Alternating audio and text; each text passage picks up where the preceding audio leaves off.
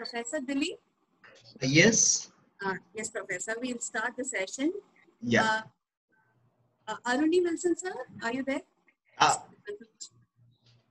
Wilson, sir?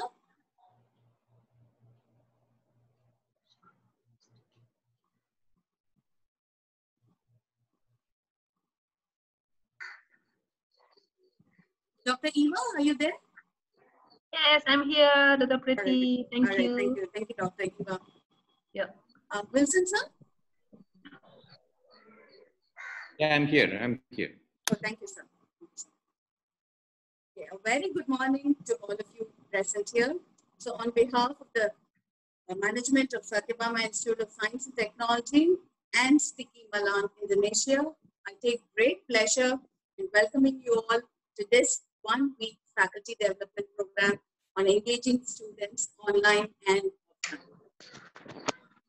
I extend my great thanks to the management of Sathyabama, our Chancellor Ma'am, Dr. Magazina Johnson, our President Sir, Dr. Mike Johnson, Dr. T. Shashiprabha, the Vice Chancellor, the Vice Chancellors, Dr. Aruni Wilson and Dr. Lokushanmugam, the Registrar, Dr. S.S. Rao, and all the faculty members who have extended their guidance in organizing this program.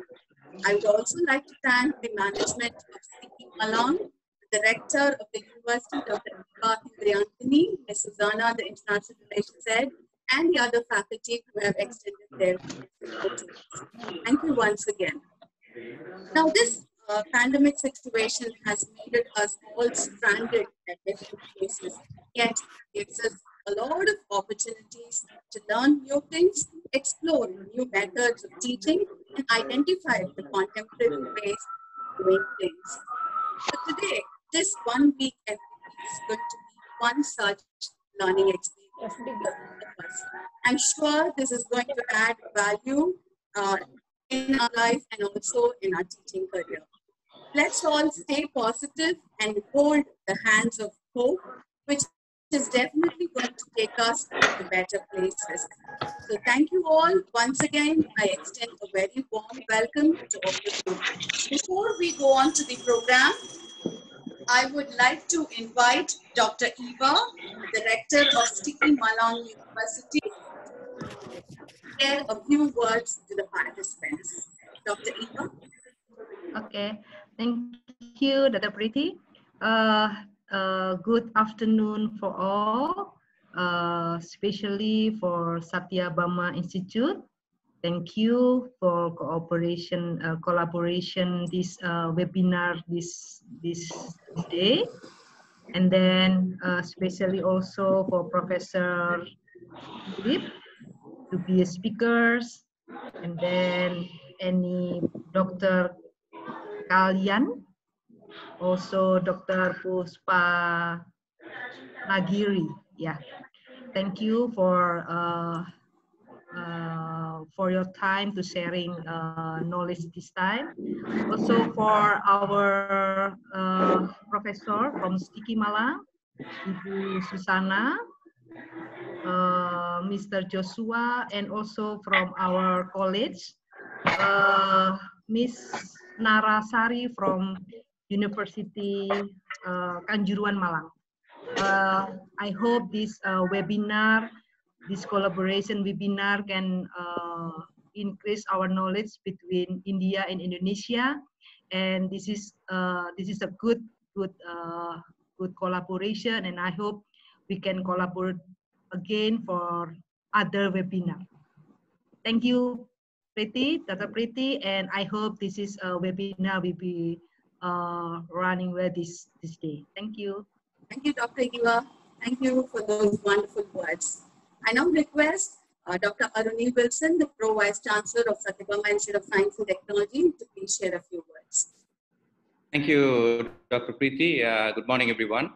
So it gives me an immense pleasure to stand before everyone here to be a part of a very magnificent webinar that's being conducted by Sathyabama Institute of Science and Technology in association with SKITI Malang, and I should really appreciate the International Relations Office, which is taking an immense care. And I'm filling in the slot for our Vice Chancellor here, who has gone for a family emergency.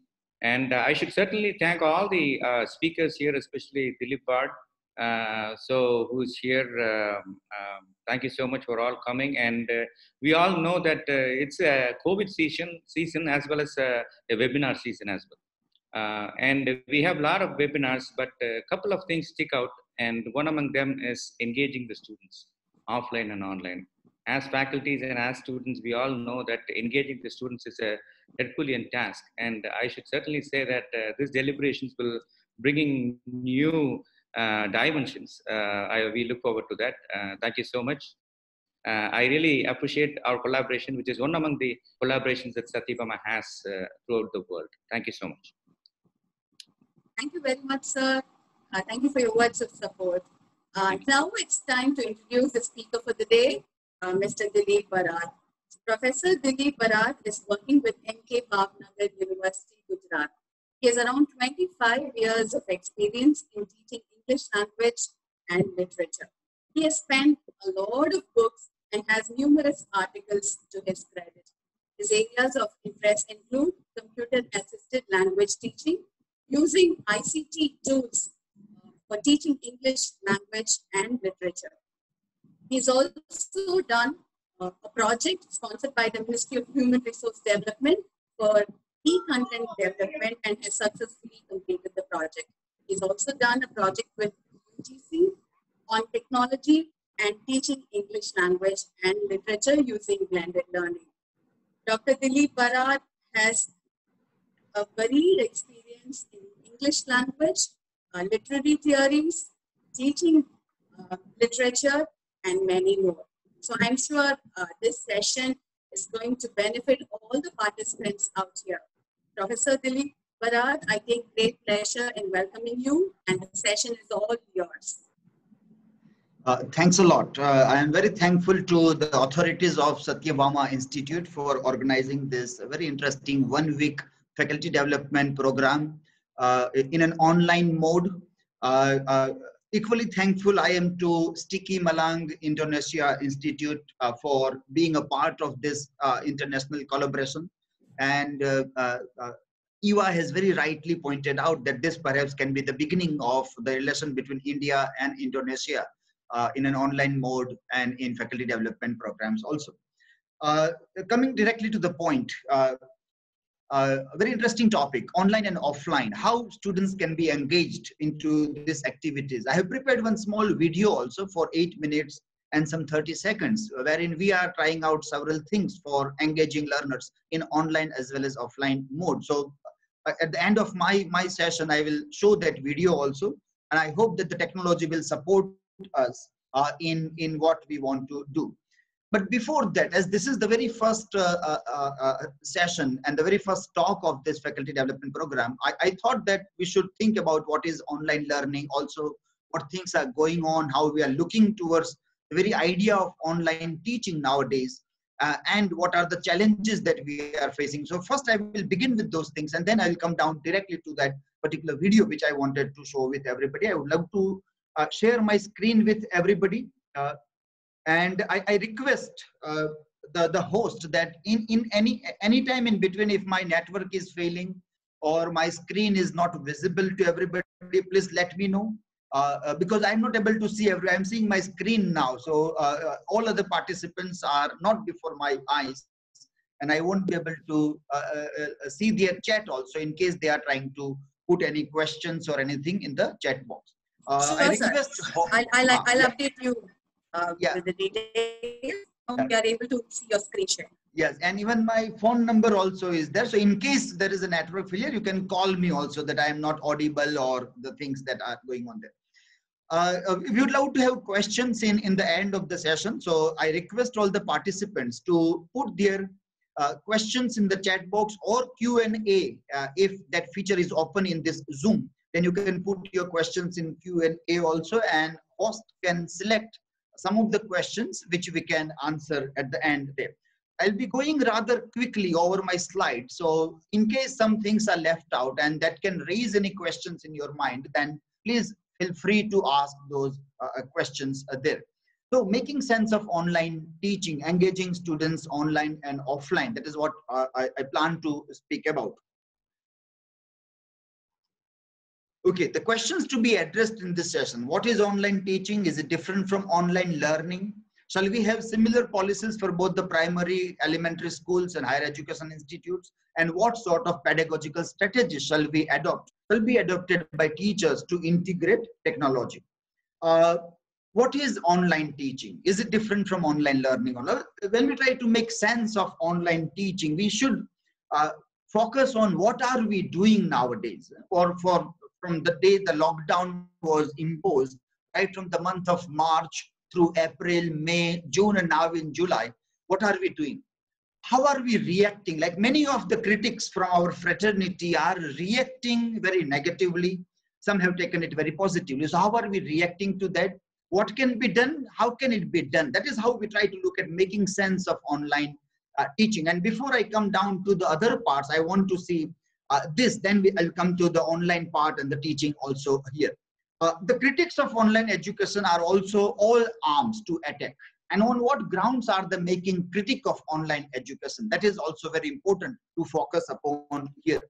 Now, the very important thing that comes here when we try to make sense of online teaching is that we have to see Maslow and Bloom together.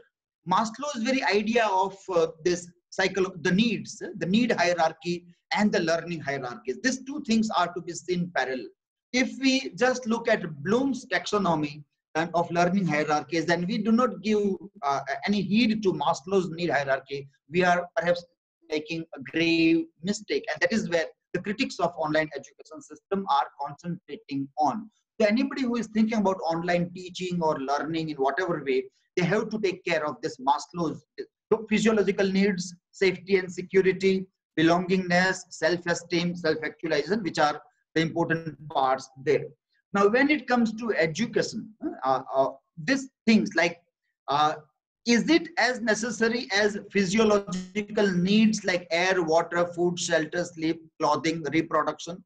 Is it as good as safety needs, personal security and other things? Well, when we are in this COVID-19 crisis, we have to look at both these things. We know nowadays that when it comes to open up, when we are going into the unlock 1 or unlock 2 modes, at that time also, we are not unlocking educational institutes.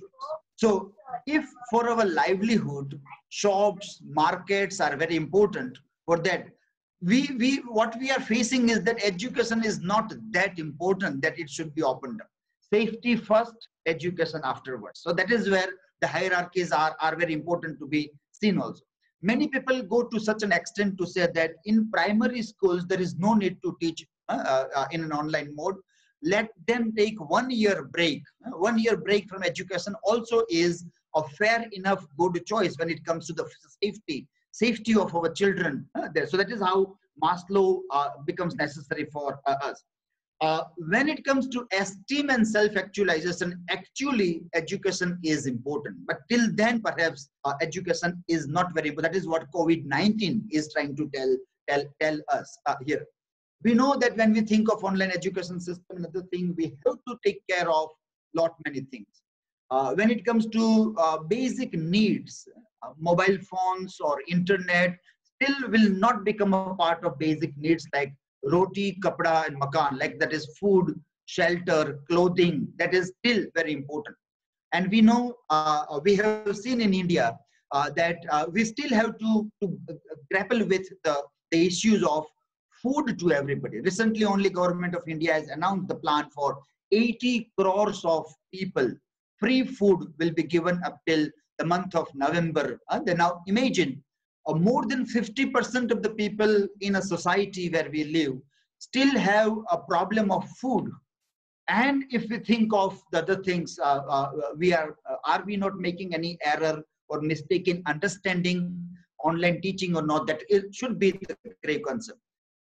We have seen this kind of news also in headlines, and lots of debate has happened about students committing suicide, teenagers, children committing suicide because they do not have an access to online classes and other things.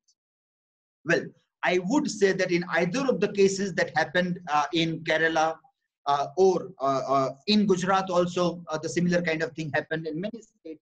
this kinds of thing happen, that the children are committing suicide because they do not have either the smartphone or the online classes are becoming troublesome there. While going through all this news, being a person who would love to have online teaching and love to see that it spreads across the society, I have thoroughly seen this news, and I also come to know that actually it is not online classes that is the problem, but the problem is poverty.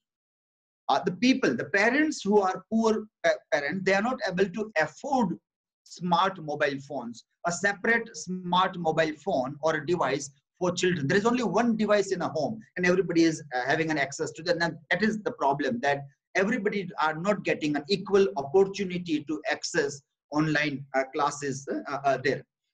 The other critics, apart from this needs, the other thing is more pedagogical kind of an idea. And that is what teachers are doing. What are we doing? That we are giving a chance to the critics of online education, because not all of us as teachers are trained into online learning or online teaching. I use these two words because very clearly we keep in our mind that online learning is different and online teaching is different. If we are not trained into an environment of online learning, like most of the teachers who are there in jobs for 5-10 years, their formative years were never online education system. It was always offline. So we have grown into an environment where there was no online mode of learning. So our first-hand experience of dealing with online is lacking the very idea of learning experience. And that is why whatever we do will be somewhere problematic also. So many critics very openly have said that there is so much stupidity going around in the name of online classes. Please don't treat education as a job, because there is internet and there is the WhatsApp and other things. So online classes are good. We know many in schools, just WhatsApp and Zoom, they all have started teaching online. Now that is not fair enough. There is no pedagogy of just making a group on WhatsApp and then starting Zoom classes there. We need to think a lot about that. Please, for God's sake, first appreciate how this is done in the frontier countries in the world and how to go about in our context. The craze for Internet of Things cannot be a foundation of online classes. Then another observation in the name of online teaching, what a rampant misuse is being happening. Face-to-face teaching is being blindly replicated in the name of online teaching. So less focus is on learning. See, what important point we are seeing here is that whenever we talked about online mode, even before COVID-19, or in flipped learning, or in blended learning mode, or in distance learning mode, it was learning that was at the center. It was never teaching. Now suddenly we are talking about online teaching. So very concept with which online things or technology integration was growing in academia has suddenly been topsy-turvy. Instead of learning, again now teaching has become a part. And always remember that learners have a tremendous responsibility when it comes to online kind of things. And teachers have a lesser responsibility in terms of direct interaction with those people. But teachers' role is obviously changing. Now we are confusing both the things together. We want to do online, but not learning and teaching. And so F2F teaching is being blindly replicated there. They are teaching online for social media rather than for learners. This is very curious.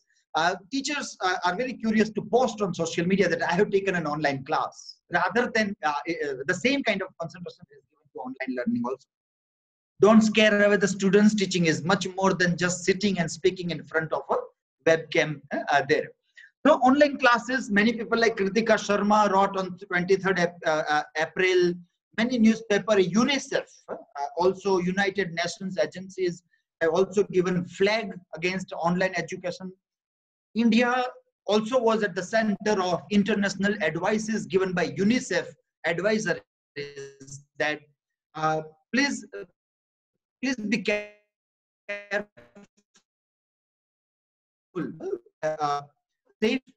We in India are very less concerned about the safety and security in an online mode about children.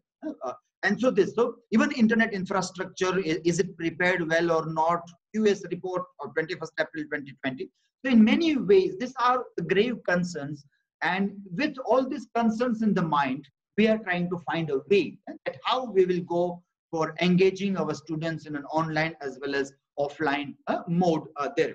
So coming back to our first slide where we started looking at online, we have to see that the difference between remote teaching and online teaching. Now, what we are doing actually nowadays over Zoom and WhatsApp, popularly even on Google Classroom or other platform, is we are trying to do remote teaching. And the better term for that is ERT, that is emergency remote teaching. It is a crisis, and in this crisis, we are trying to find a way. There is an emergency there, and we have to teach from a remote distance. So we are doing remote teaching. This is no way online teaching. It is far away from what we call online learning. Whatever pedagogies we were thinking of, we were developing, we were working on, we were researching on, was for online learning. What we are doing is neither online learning nor online teaching, but it is ERT, emergency remote teaching. This is just a temporary moving of in-person or hybrid courses to an online teaching format. And we know that we perhaps are not developing a very robust education ecosystem where we can sustain in a blended mode or in a flipped mode where technology becomes an integral part of our everyday education system.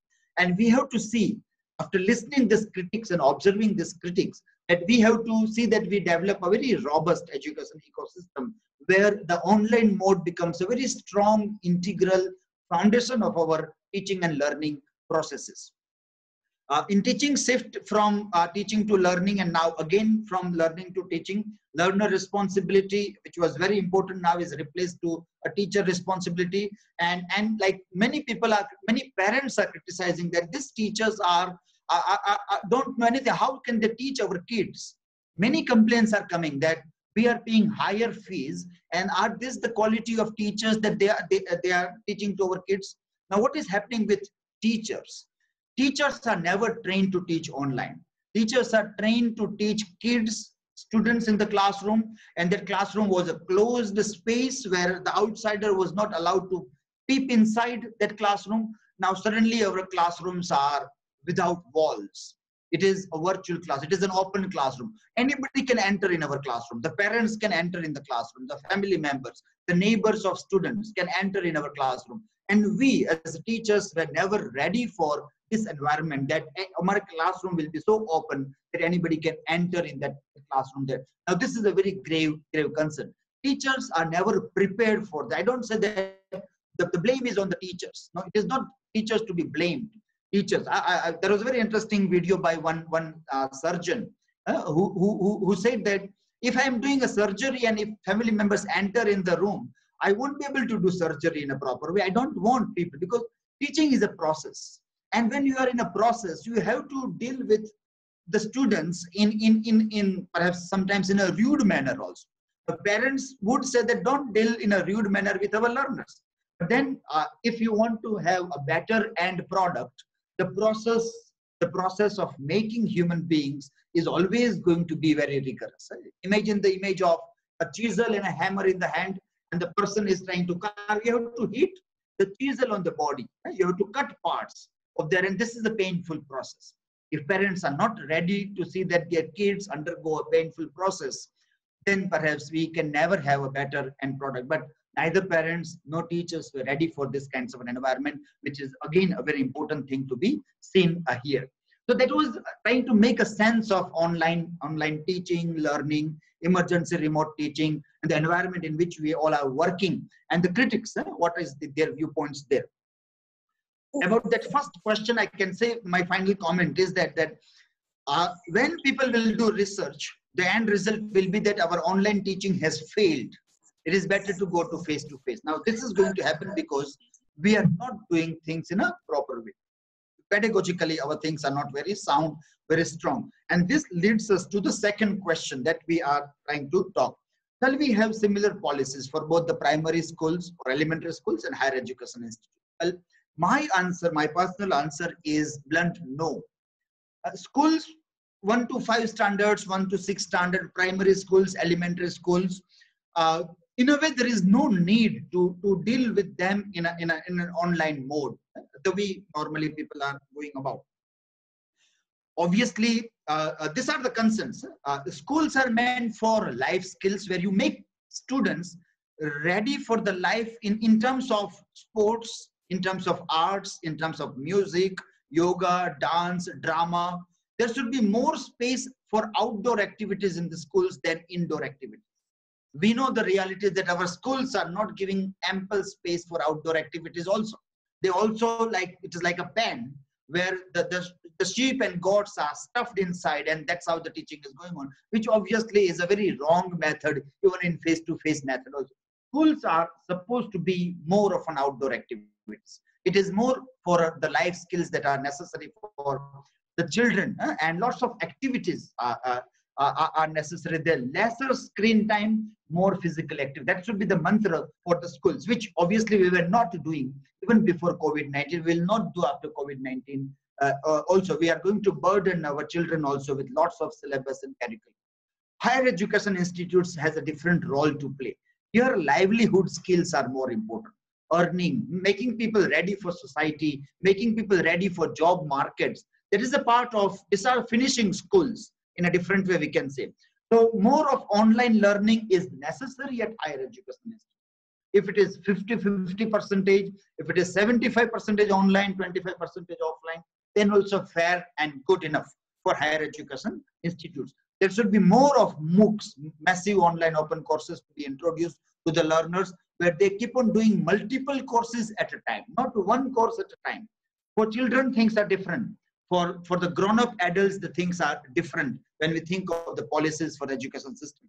More screen time can be given to these people, because they have to deal with screens wherever they go, in job markets and other places. Lots of screens will be. So this is a very important point that we have to keep in mind. Now, when people sit down to debate about online education system, if there are school teachers, if there are school principals, and then there are college principals and college teachers, they are never going to meet with each other.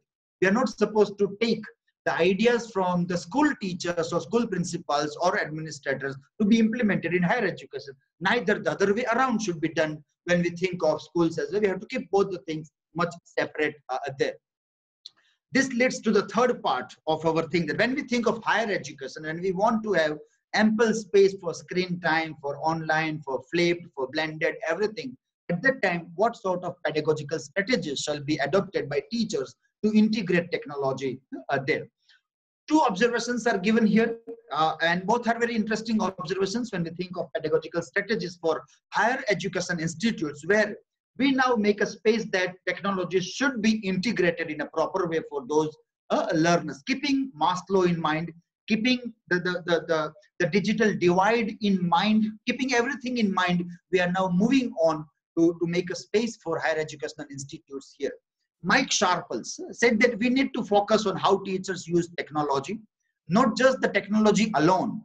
The key to this is pedagogy. So when people say that, like the school of Mike Sharples would say that pedagogy first, technology afterwards. The main mantra is pedagogy is the center. Technology is a scaffold, and technology should not become. If I know how to Zoom, how to use Google Classroom or Moodle, or Microsoft Teams or any of those platforms, it doesn't mean I have a good command over pedagogy. So if pedagogy will fail, my mastery over technology is not going to give me a very good end result, and I will fail to engage my students, be it offline mode or online mode or blended mode, whatever we try to look at them. By pedagogy, I mean the theory and practice of teaching, learning and assessment also. The teacher with effective pedagogy can make a success from even the most mundane technology or no technology at all also. Whereas the other side, Matt Randwick has a very another counter argument. Should pedagogy drive technology or technology drive pedagogy? Now this is very interesting, and we have to pay an attention to this also. Why not technology drive pedagogy? Because we need to change pedagogy also to some extent. So if our pedagogy do not allow some part of technology, can technology now drive our pedagogy? Pedagogy is the driver, technology is the accelerator. Can technology be the driver and pedagogy the accelerator? Literacy is no longer exclusive to paper and pencil now. It's not what you use, it's how you use it. So technology again is something that how are we going to use that becomes very important. In my video, perhaps I will try to concentrate on this part, that what Matt Randwick is trying to say here. When we think of these things in terms of teachers, then also teachers are not mere the people who just go in the classroom and then they do the performers. So what is the role of a teacher that is changing in this pedagogy, which is technology driven, is that they are material developers. Now imagine a situation. A teacher is going in a classroom with a textbook and is doing board work, chalk and talk method, and dealing with the classroom interactions. Now that textbook is written by somebody, that textbook is published by somebody, that textbook is purchased by somebody else and is taken by a teacher A in the classroom and is dealing with them. Now what happens here is that is the writer of the material, is the producer of the material, he is the one who is purchaser or taking that material in the classroom, and now he is dealing with that material. So the teacher's role is branching. Would concentrate on the last variable on this left and presage variable in a non-call context. The last one, teacher properties. If you see teacher properties, personality of teacher, abilities, attitudes played a very vital role in non-technology environment classroom, non-technology classroom. Teacher's personality, abilities, attitude. Now in this environment, it will not play a vital role. Rather, technical affordance of the program, the material that is produced, that will play a vital role rather than, because here, now imagine if I am a person who cannot see, I have blindness, or I have a polio, I can't stand in the class. Now in class with a crooked body or a physical deformity, I may not be an ideal role model for the learners in different capacities. If I am suffering from illness, if I am an old person dealing with young learners, then obviously my body language, my movement in the classroom will play a vital role. Whereas here, when I am from a distance talking with you, even if I am only a half body here, it doesn't make any difference. Even if I am deformed in any of the ways, or even if I am a blind person, it actually doesn't make any difference in an online mode. That is a very important part that we see here. This design is very important when we think of teacher's role. Up till now, it was behavioristic design. Now we have to move towards constructivist design when we think of developing material, or even teacher's role into how we look at the very idea of online or offline. We do not say that behaviorism is to be replaced by constructivism. No, it is to be supplemented. It is to be augmented. The offline mode, the traditional mode of dealing with the students, the F2F mode, is going to be augmented, supplemented by constructivist design and an online mode. When many times people ask the question about replacement, or this will die and the new will come, I would love to give one example that no, things are not dying away. Things are not making a space like survival for the fittest. Not that idea is working here. But what is working here is, let us take an example, the metaphorical example of media. When there was pamphlets for writing news and other things, there were only written pamphlets. And then came radio. So people thought that because of radio now, written papers, written pamphlets will die away because you can listen to the news. Why would people buy the newspapers or other thing? And then came television. People thought that now there won't be radio because television, you can see the news. When you can see the news, why would you listen, read the news when you can see the thing? Well, today we know that there is television news channels, there are radio news channels, there are newspapers also. So what has happened? All have assimilated with each other. Each and every form of media has retained their space, and they are supplementing each other also. In a similar way, even in technological environment, behavioristic design, constructivist design, the non-technology face-to-face interaction to blend or flipped one are going to merge with each other in that environment also. So what can we do? What do I do? For example, I want to share my personal experience also dealing with this also. But in a general way, what can we do? What is my model of dealing with the things is flipped learning and blended learning. And our deliverables are in terms of digital portfolio. I'm not going to show anything about digital portfolio here right now, but in case anybody has a question, and if we have ample time to deal with, then I will talk something about digital portfolio, which is the end result of this entire model. So the model which I talk about or we deal is in this way. Our instructional designer will think about before live interaction, what are we going to do? During live interaction, what we have to do, and after live interaction. In this very form, we design an online learning model. And this before live, during live, and after. And we know that when we deal with technology, we have to think a lot of before live interaction, or before live classroom, or before going face to face with the learners. If you are flipping your class or you are blending a class, then that before part is very, very important.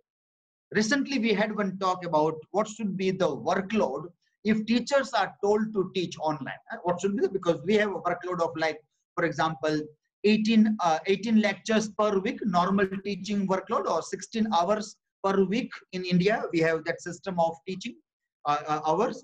Now, can the same be the workload for online mode? Well, we have to say no.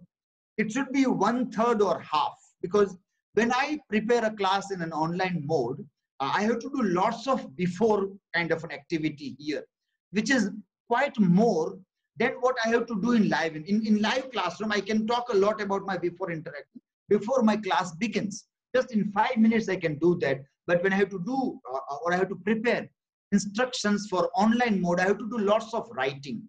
I have to do lots of other things also for that. So my workload has to be 1/3 or at least half. And it is also necessary because we have to safeguard our students also from screen time. If every day 5 to 6 hours they have to watch screen, it is obviously not good for the eyes and the health of the human body. Apart from that, data also is a problem. If students have 1 GB, 1.5 GB data to be used, then 6 hours continuous live interaction is not a fair idea to be done. So when we think of this before, during, and after, what kind of time we divide, which is very necessary. Before and after is equally important. It is not only coming live with the student, that is the core part of online teaching. Our e-content should be divided into 4 quadrants. There should be textual content, which can be in form of PowerPoint slides or PDF or Word document, in whatever way. It should be supported, supplemented by video resources. There should not be only video resources or only text, but both should merge together, supplement each other.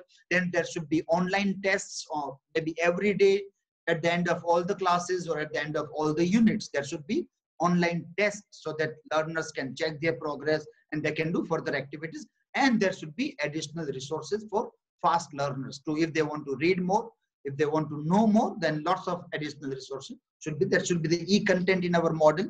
And when we think of platforms, digital platforms, I have good examples, like when you think of add.tad, if you go, you can start your own online teaching on add.tad. I'm not talking about TED Talks. This is add.tad, where with the help of video resources, you can prepare your content also, and your classes can also run on add.tad platform. So that is one very good idea, that add.tad can be adopted as a very interesting pedagogical strategy into our learning, online learning, flipped or blended modes of learning there. Khan Academy videos or activities are very wonderful. They go on gamification idea. They obviously use the higher end of technology, which may not be affordable to everybody. But in case you are at an institute level where you are going to make a decision about online thing, then you can follow Khan Academy learning modules, so that how they deal with those things completely online. There are no face-to-face interaction, yet they are very interesting videos, and activities based on the videos are prepared by them. Synchronous, asynchronous mode that we have to think of when we think of before to after live interaction. One of the best thing that I have seen in my environment is the combination of Google Classroom and Google Meet can help in a wonderful way. If you have Google Suite, Google for Educators for our institute, then free of cost you can work on Google Classroom and Google Meet, and combination of both the things can work in an excellent way. Zoom also is very good platform. It is also a very powerful platform, very popular, very user-friendly platform. So Zoom and Google Classroom can also be utilized, but you require 2 things. Google Classroom is your learning management system, and your Meet or Zoom is your live interaction. Only through Zoom you cannot do online teaching. Only through Google Classroom you cannot do the online teaching. You have to have a merger of 2 devices. Microsoft Teams is coming in a package of both the things. It has live interaction platform as well as it has Google Class kind of LMS platform also. Moodle has one only. You have to merge Moodle with Zoom or Moodle with Gmeet so that both the things can be done. But I think I'm making a point very clear. When you think of model and digital platforms, you should have one learning management system and one platform for live interaction with the learners that is necessary there. The experiment which we did in our environment, and this is a video for that, is 8 minutes and 30 seconds. So I'd request you to watch it. Is self-explanatory, so I won't say anything. And after this, I'll go for straight away to the question and answer after this video. So in case you have any questions, start asking your questions in chat box also. Let us have a look at this small video.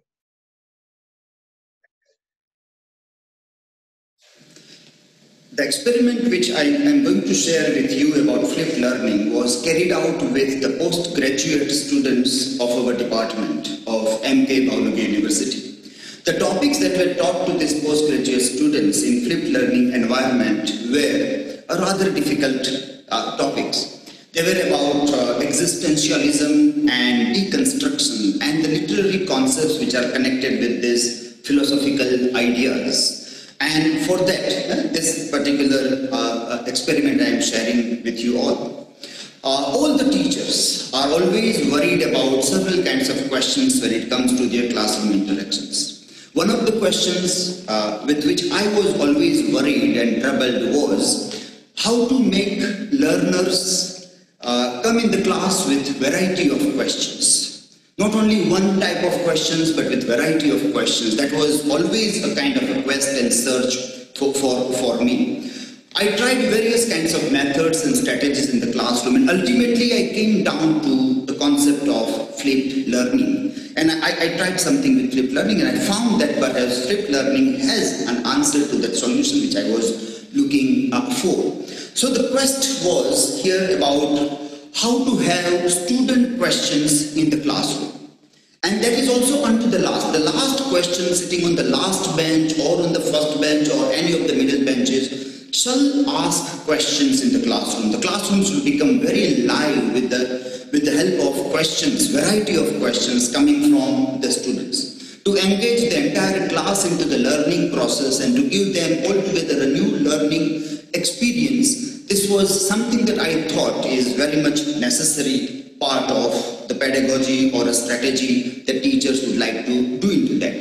I thought of Socratic method also, wherein a collectively argumentative way people communicate with each other and they come up with a variety of questions and they try to ask questions, they try to answer the questions to each other and they work on that method also. But how to do that was always a difficult concern which I was looking for. And then when I wanted to see this, that questions should not be asked by teachers, because in Socratic method or in Greek academies of Plato, it was the teachers who was raising questions. If learners failed to ask questions, it was the teacher who was asking the question. Now here, the point comes is that not teachers, but students should ask questions and teachers should answer. We want to flip it. This must be flipped. This very idea should be done in a flipped way. The method which I adopted in this particular one was like there should be one step as a teacher's blog as a first part of that. Second, there should be learner activities based on that teacher's blog. And final and very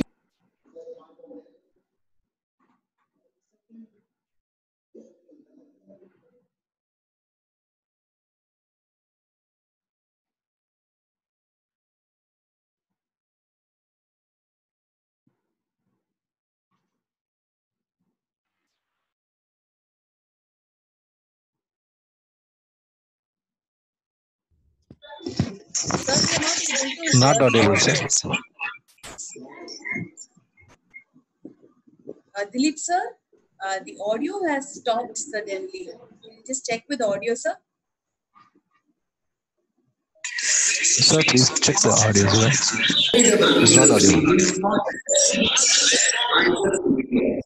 So it all went on right from the very first frame with series of questions, And in interview method, we recorded some videos also, and we worked on that. So that was very important video resources which students were supposed to watch, work on it, read support material, and then they do their activities. These videos were uploaded on teachers' blog. And then learner activities. Learners were free to work in a lab environment, in their home environment, in an isolated environment, or collectively or collaboratively.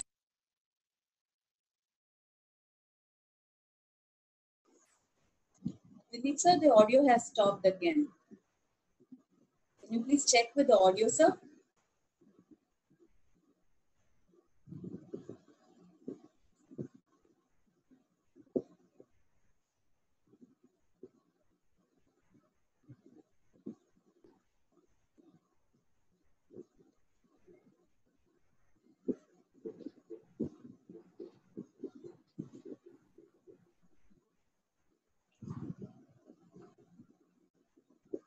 Professor Dilip? Yes, is it, am I audible? Yeah, you're audible, sir, but the video, the audio of the video had stopped for some time. Okay. Audio was not audible, no? Okay. Yes, sir. And what we wanted was that after this activity, they should come in the class for face-to-face interaction with teacher with lots of questions. And for that, what we expected is that they have to come in the class for face-to-face interaction, and they have to write their questions on the board. So questions by learners written on the board, and very interesting questions were written by the students on the green board, on the whiteboard. Very interesting, very thought-provoking questions. Questions from elite subjects, from different knowledge domains, from the topics which are in other papers. So for teachers, it was very interesting to see that they have to connect the dot. While asking a question also, they have to connect a dot. And for teachers also, they have to connect dots with variety of things. We know that the real knowledge is created when the dots are connected. And these questions by learners were very interesting to see how they were connecting the dots, and how learner teachers also was there to do the same kinds of thing. The boards were full of questions, and this was what I'm very happy to say that what was our quest, what was my quest as a teacher, that I want questions in the classroom, and I got innumerable questions to discuss in the class, and then one by one we discussed all the questions. The learners were very keen to see how their question is taken by teacher and how that question is answered also. That keenness, that eagerness to know, that was something for quite a long time I was trying to see among the learners, and flipped learning has done that magic in the classroom. The questions are followed by face-to-face discussions. It was very lively, very engaging, and very fruitful session which goes after this activity. And this is what exactly, as a dream, any teacher wanted to see that each and every of their classes are full of life, engagement, and encouragement of the learners there. What was students' response to this activity when we asked them? And then when we asked them that what is really difficult part is not organizing and presenting the content, but what is difficult is doing something that inspires students to focus on that content, to become engaged by asking questions. And when this was asked to them as a kind of a survey at the end of the activity, 75% of them responded very positively to this aspect of this. We also asked that the flipped learning shift the classroom from passive to active learning. It focuses on higher order thinking, such as evaluating, analyzing, creating to engage students in learning. Did this happen with you or not? And we're very happy to say 84% of the learners said that positively they responded to this question also. Overall experience of flipped learning was like more than 86% were very satisfied. This is something that is very rarely happening in traditional classroom environment there. FL is an amazing strategy to make learners come with questions in the classroom, from working in their own way on their own devices with technology to face-to-face interaction where they write their questions on the board and a discussion. This was a wonderful experience that I wanted to share in this wonderful. Okay, so that was the point that I wanted to make about making sense of online learning and engaging learners online as well as offline. I am now stopping to share my screen and would love to take questions from the participants here.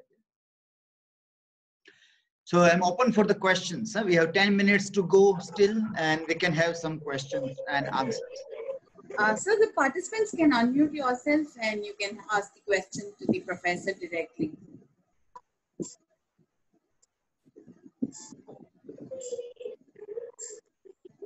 Professor Dilip, to start with, we have a question from Mr. Balaji. How to handle the digital natives? They are far too advanced. Yeah. For the digital immigrants like us, it is very difficult to deal with digital natives. Yeah, it is, obviously. One very interesting idea is that all teachers shall be blog writers, and we have to reflect on what we are doing in our classroom with technology. So when I reflect on my blog about how I failed or got success with my technology in my classroom, the blogs will be published and even my learners will be reading that. And those learners can become a very interesting resources to teach us, to teach these immigrants who has come from the different century and dealing with a different century. Mark Prensky has given this concept of digital native and digital immigrant. So that is one way to handle, make them also a process of learning, make them a part of the process of learning. And then they would love to become engaging with our learning processes. Sir, good morning, sir. Pushpa here. So I would like to tell the participants, sir, Dilip Bharat sir has many resources on his website, which I'm sure is going to help you a lot if you go through. He has conducted international conferences, so many resources. Sir, could you please share the link once? Yeah, in the chat box, I have given the link. It is with my name, dilipbharat.com. And from there also you can go or dilipbharat.com/webinar. With that also you can go to the link. So the webinars, national, international, that we have done, we have also conducted one full week EFDP, Faculty Development Program, for our university teachers. We had more than 700 teachers participating in that. And very simple tools like Google Classroom, Drive, YouTube were dealt, and all those videos, the recordings of the entire EFDP instructions is also uploaded on this website. So that website I have uploaded here, which you can access, and you can see also on my YouTube channel. Also, there are many videos of different webinars are also given. I am putting the link of the YouTube channel also in the chat box, which people can access from these platforms also. Hello, sir. Hello, sir. Yes, please continue. Yeah. Yes, you are present very well. My question is that there is a lot of problem for managing the online teaching, because one is the students need data and they need also the great environments, because the environment also very, very important, because it should be very silent. And then another problem is they can't discuss when we are teaching through the online. The students can't watch continuously. And another one is I want to thanks to the Sathyabama University, because you are constructed the seminars for 1 hour morning and afternoon 1 hour is very good manner. This is I like this. This is gives more importance to audience, as well as this will be this may be followed to our students also. So my question is, how can we handle the students without online? Yeah, okay. So like you also gave the answer also, like how you divide your time, morning, afternoon, lesser interaction of live. So I said that if in a week I was going in a particular class A for 3 hours, in a week I was going earlier. Now I should have only 1 hour class, one class only, or 2 classes, that is of half a time. That is, if I was going 60 minutes in a class earlier, I should go only 30 minutes live with the students there. So that live time I have to reduce. And that is why I have to plan my lesson in such a way that before going in the class, I will give some activities on learning management system. And then after the class also, what learners are going to do, that also should be done. What we did in our EFDP was we recorded and uploaded all the recordings also. So many teachers who were involved in online admission process or other activities, they were not able to engage themselves in live classes, or data problem also was there with many of the teachers also during FDP. So, but they were able to access it after midnight, because we know that around 1 o'clock or 2 a.m. early in the morning, you will have a full data again. Early in the morning, 7, 8 o'clock, speed is good enough. So they were managing that. So now, see, learners as well as teachers, they both will have to come up with new strategies of dealing with the classroom. And obviously, there were problems in offline modes also. Because we were habituated with all those problems, we never cared for that. Here we are still not habituated, so we have more of those problems. The environment, the learning environment of all our learners was never so conducive to learning. See, we used to do every year demographic survey of our students. And I have seen that in our PG department also, PG department of university also, the students which are coming to us, they are like 60 to 70% of the students are the first in the entire family, generations of family to reach to university. The very first only. Nobody in the line of their family members have ever seen university. And this is 60 to 70% of the students. When we see that what is the education level of the parents, 1 or 2% only parents are PhD degree holders, not even masters, hardly graduate in that also. So see, the learning environment in these homes is obviously not good. The students are struggling a lot to come to the institute to study. They have to, that's why government has to give free education to girls. They have to give free bus services, free cycles. So like in Gujarat, girls are given free cycles. In Tamil-Nadu also, I know lots of schemes are there, free schemes. Free tablets are to be given, free internet is to be given. Why do we do this? Because we know that even in a face-to-face interaction also, the learning environment is still not good, because we still have that Maslow very much present, and these are the concerns for even the physical environment. Obviously, in online learning environment also, there will be new problems, and we have to find ways for all those problems also. Thank you, sir. Thank you so much. Sir, I'm John from Chennai Loyola College, and my honest feedback so far is whatever you have discussed so far is all of us fairly know about all the methods and how to teach and engage students online. But most importantly, what we're looking forward is make the learners interactive in online. And if you could tell us from your experience, it is good. We all of us know this. Your presentation and your experiences will enhance us in our teaching. And there are some questions also posted in the chat box. I think you can look into, because all of us cannot come into the ask you questions directly. Thank you, sir. Yeah, okay, one, like there are many questions. If the host can organize the question and put an email to me, I will try to write an email also and try to answer the questions. My experience of dealing with the students and engaging them, I showed in that video that when we flip the class for topics like Derrida, deconstruction, literary theory and criticism, existentialism, which are a rather difficult concept. Now, when I go in the classroom and I tell that watch this video and we will talk, well, half of the class will not watch the video also. They will not watch. So they are not engaging even with wonderful video resources. Teachers take lots of pain and prepare videos, or even they identify very good videos available online and they bring in the class, but students are still not watching. So you'll have to make an activity around the video. That's why I gave an example of ed.ted, wherein they ask that you have to develop an activity based on a video. So when you prepare an activity, like for example, you have one online test based on the video. And so you will say that those who will watch the video only, they will be able to appear in the test. So they have to watch video. The first difficult task is to make students watch our video resources.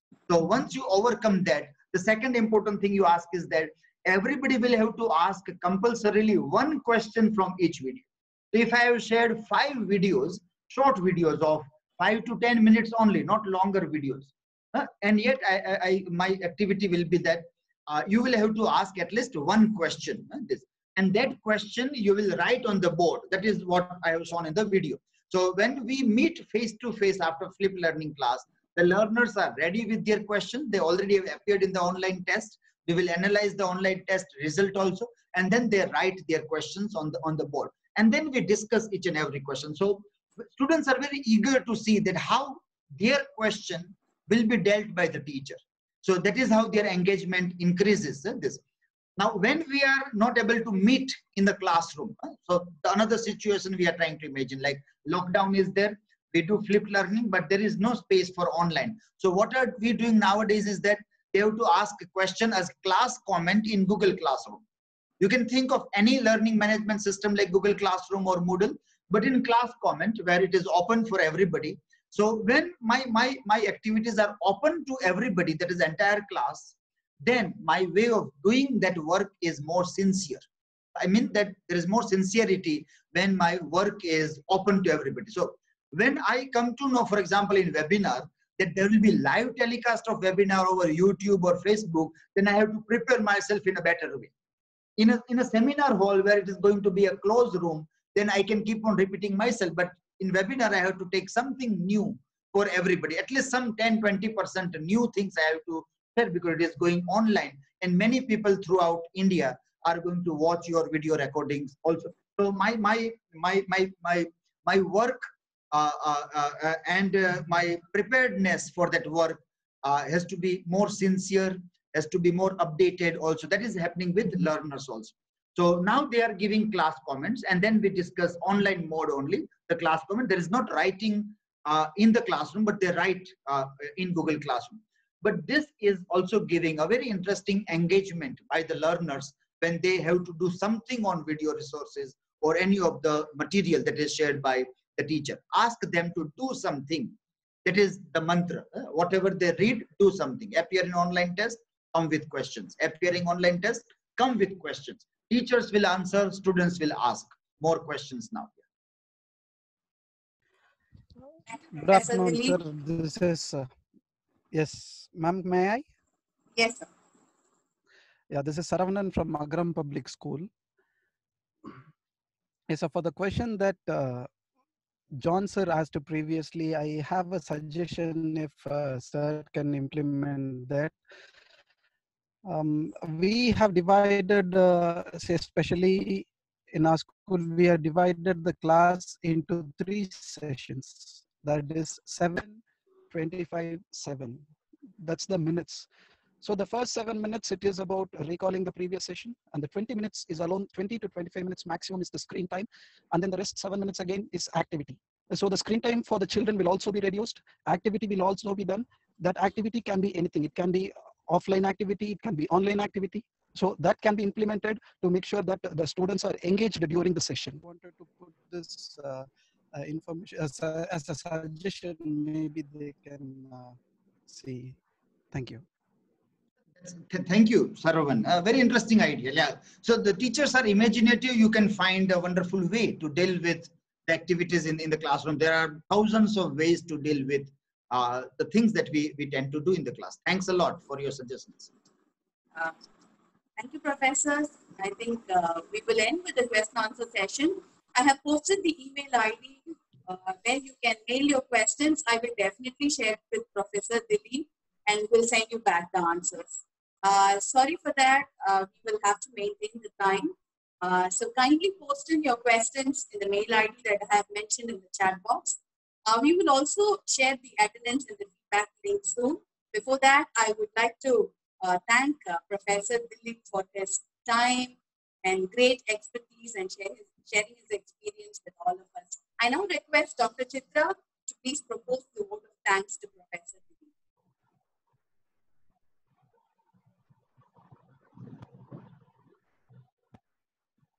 Dr. Chitra? Yeah. Thank you, Dr. Preeti. Hello? Yes, Dr. Chitra, we can hear you. Yeah, thank you, Dr. Preeti. Good afternoon to one and all present here online and participating in this program. On behalf of Sathyabama Institute of Science and Technology, I am privileged to propose vote of thanks for the first session of online faculty development program on engaging students online and offline, organized by Sathyabama Institute of Science and Technology in association with SKITI University, Malang, Indonesia. I like to express my sincere thanks to our Chancellor Ma'am, Dr. Marezina Johnson, and our President Sir, Dr. Murray Johnson, for giving us this opportunity to organize the program. I thank the management of SKITI Malang, Indonesia. I especially thank Dr. Eva, Rector of SKITI Malang, and other officials who are involved in this program. I thank our Vice Chancellor, Dr. Sathyabama, for her support and guidance throughout organizing this program. I also thank Dr. Arvi Wilson, our Pro Vice Chancellor, for his welcome address and his support. I thank Dr. Pushpa Nagini for her support to organize this program. My special thanks goes to Dr. Dilip Bharat, the resource person of today's topic. I thank him for his excellent presentation on the topic, making sense of online education. He has dealt with the challenges of online education. He has also opened a discussion whether pedagogy is more important than technology or technology more important than pedagogy. He has addressed some of the shortcomings of online teaching, like there is no sound pedagogy for online teaching and there is less focus on learning. And he has also dealt with some of the online digital platforms that are available for teaching. So to conclude, yes, we can understand that online classes are right now resorted to only as an emergency research remote teaching, as insisted by our speaker today. Online classes are only can be resorted to as an emergency remote teaching as an immediate response to the situation created by COVID-19. But a sound pedagogy has to evolve for online teaching, integrated with flipped learning and blended learning. So thank you, Professor, for your wonderful session, for enlightening us on various aspects of online teaching. And last but not the least, I thank our participants who have been our support to organize this program. Thank you for your patient listening. Thank you for your active participation. Thank you, one and all. Thank you. Thank you, Dr. Chitra, for those words. Thank you, Professor Dilip, once again. It was our pleasure having you here in this 1 week FTP. You can now exit the session, Professor Dilip. For the participants, I have posted the feedback link in the chat window. It will be open for the next 15 minutes. You can share your feedback and also the attendance through that link. Thank you, ma'am. Thank you, sir. So thank you all participants. You are the success of this program. Without you, the program will not happen. So thank you again for all your time. Stay safe, all of you. Take care of yourself. Take good care of your health and your families. See you all tomorrow, same time. Please post your attendance and feedback. Have a great day, all of you. Bye-bye. Thank you. Thank you, ma'am.